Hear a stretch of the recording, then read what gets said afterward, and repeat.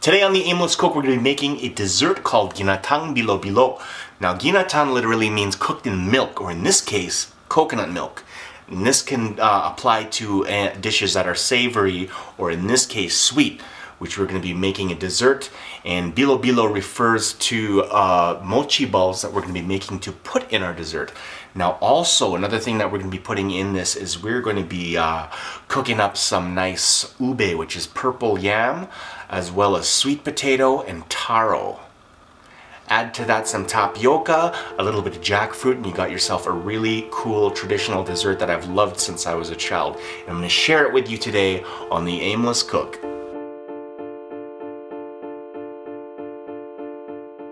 So the first thing I'm going to do here is I'm going to make our bilo bilo, which is a mochi balls. What I got here is I got about a cup of mochiko rice flour, and I'm going to mix that with enough water to make a dough so it just comes together. This is about just over half a cup. So I'm just mixing it together until the water is fully absorbed, and then I'm just going to knead it into the dough. And then what I'm going to do is I'm just going to shape it into marble-sized balls and then set it aside. Now in a large pot I got 2 cans of coconut milk here that I'm just going to put in, and I'm going to also add 2 cans of water. Now added to that I'm going to put in about 2 cups of sugar, and then I'm going to stir it over medium heat until it starts to dissolve. Well, he's going to stir it.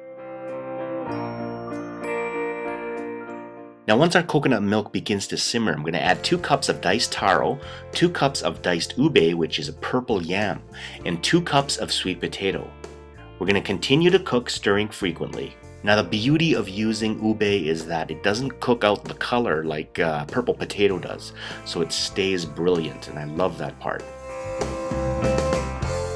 Halfway through cooking, I'm going to add the bilo bilo, which is our mochi balls, and I'm just going to put them in one at a time so that they don't stick together. Also at this time I got some jackfruit, so here I got a can of jackfruit which I just tore up into small strips, and just going to add them as well.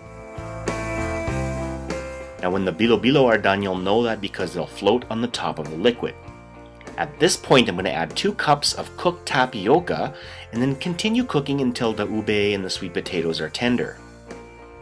Now when your ginataang is done, you can serve it up as it is because it's really great as a hot dessert. Now you can also chill it overnight and eat it cold. It's fantastic like that. And what I like to do is add a little bit of toasted coconut on top.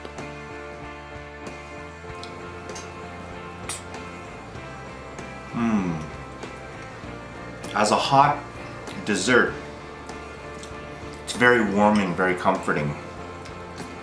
And if you leave it overnight and have it the next day cold, it's almost like a really wholesome pudding with all natural ingredients. It's really awesome.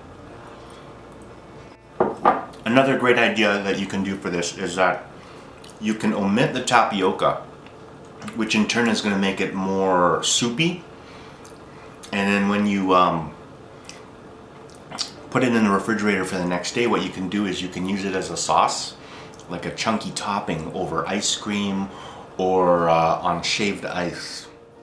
So that is it. That is my recipe for Ginataang Bilo Bilo. I hope you enjoyed it. Hope you take it with you, make it yours, and have fun in the kitchen.